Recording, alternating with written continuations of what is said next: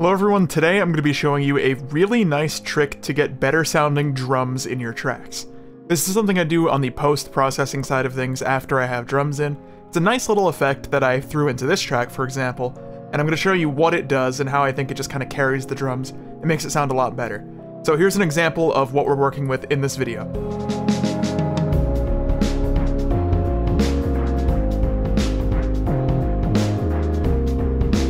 I'm also going to play this little second repetition because I think it flows really well with this effect too.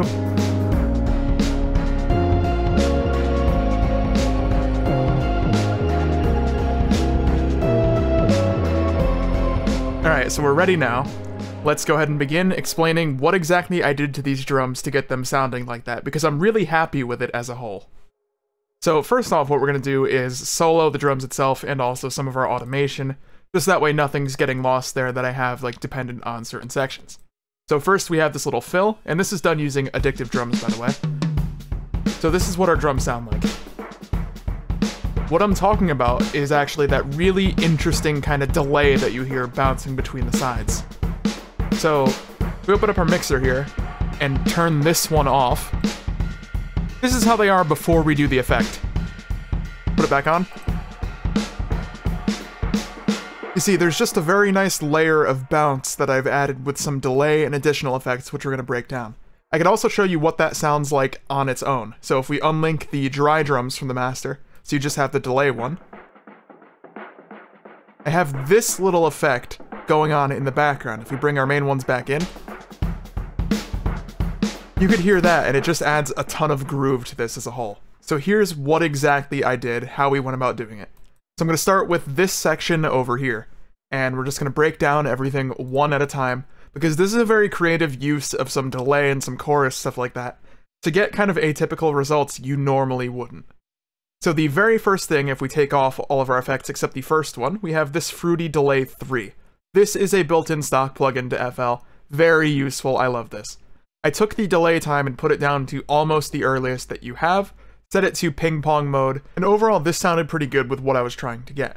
So if we compare what that sounds like off versus on, here's off. Still sounds good, but then with that on.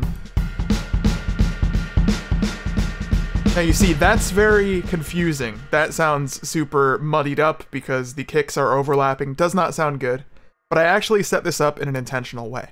You'll notice our dry signal, the drums right here, are going to the master, but I've also linked them to the channel next to it.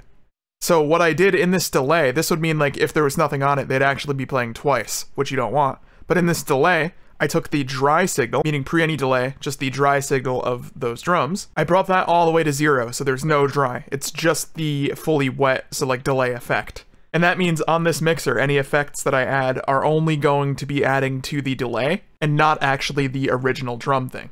So that means underneath that, we have this EQ, which looks like this. I cut a lot of highs and I cut a ton of lows, basically everything below 200. So that way it wouldn't sound confusing like it did there. I could demo this again, so take that EQ off. Again, this did not sound good. This sounded really confusing. But when you EQ it, suddenly, it sounds much better.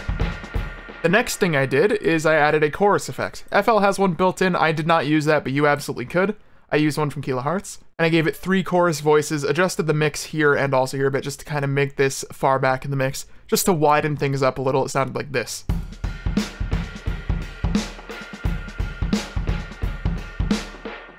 Pretty cool all around. Then I added an instance of Manipulator. You can hear this is actually pitching it down a little bit, which was really interesting because you got this sort of like not realistic tone, but it just added a cool layer of like dark bassy grit in a way. I'll show you what that sounds like on its own again. So if we take off the manipulator, it sounds like this. But then what we added sounds like this. Just pitched it down. I think I also did some formant shifting. And then underneath that, for the very end, I just have a final EQ that's getting rid of some additional bass frequencies that were kind of introduced from that. And overall, when you put everything back on, I think this just as a whole really made the drums shine. And it worked very well with like my track here as a whole. And I definitely think this is a layer that if you take it out, it misses. I'll do one last comparison so you could hear what we're talking about here. So here's with everything on.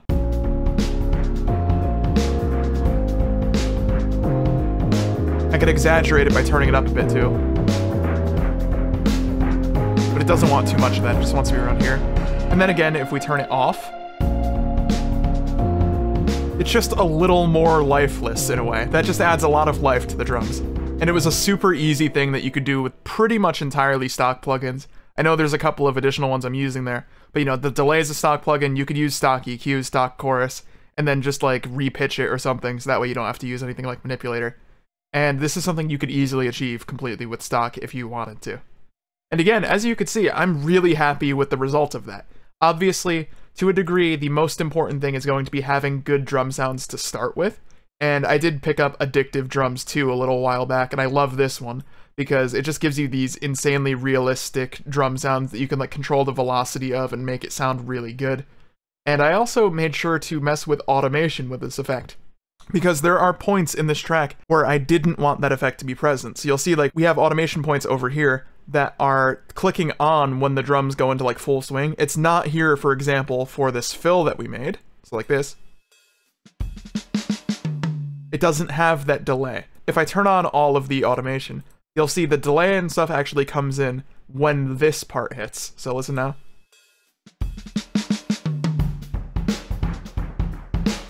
Because I found it kind of distracted here and it didn't sound too good, so I went and moved this to its own so it's not affected by that or anything, just because I wanted that to be on its own. I also have a section over here where the drums kind of chill out a bit. And you see here in this section of the track, it's actually not doing it. I thought that was a cool thing to add, like when things got intense over here, but then when you have like the more chill part, it's not doing it, just to add variation, because stuff like that is really good in a mix. You want to make sure that you're introducing things, taking them away, bringing it back, so that it has a chance to kind of like be missed in a way, if that makes any sense. And I thought that overall this was a great thing to have, or as I say, that busy section that we have over here, like bar 13. And when you have that in this section, it's kind of masked with all of the other like instrumental things. And it just sounded really cool, but over here I made sure to turn it off just because I didn't want the mix to get too busy. So the point of this video, what I'm trying to kind of make clear, is don't be afraid to throw like really weird atypical effects on your drums that you normally wouldn't. I know drums, like typically, you wouldn't really mess with delay or something on the main thing, so I made sure to split it onto its own mixer, so I can control that effect in its entirety. And again, if you're wondering how to do that, when you have like your thing here that's set up, like this is my drum channel going to the master, you just send it to another one also, like another mixer. And again, if you play it twice at that point, it's just going to sound like you're doubling up on it. But then when you throw on any effect, so again in this instance, Fruity Delay 3, I turn the dry all the way down, so that way you're only getting the wet signal. That's a great way to basically have a mixer channel specifically for your effects. And then you could go ahead and like throw an EQ, say after a reverb, instead of having it on the same one and not being able to EQ that unless you're using something such as Pro R that has like an EQ built into it. Very great solution to that, and I would recommend you do this with a lot of effects, just to go ahead and get that extra layer of control. It is really, really nice to have. But I hope this video has helped you out. Let me know what you think in the comments section below of this technique. I think it's a really nice one. I hope this did help you. If you enjoyed it, be sure to as well drop a like on it to show your support, and subscribe to stay up to date with all of my latest music production content. I'm making a lot of these lately, and there's a lot more to come. So I hope you do subscribe so you could get notified of those right when they do come out. But thank you so much for watching, and I will catch you in the next video.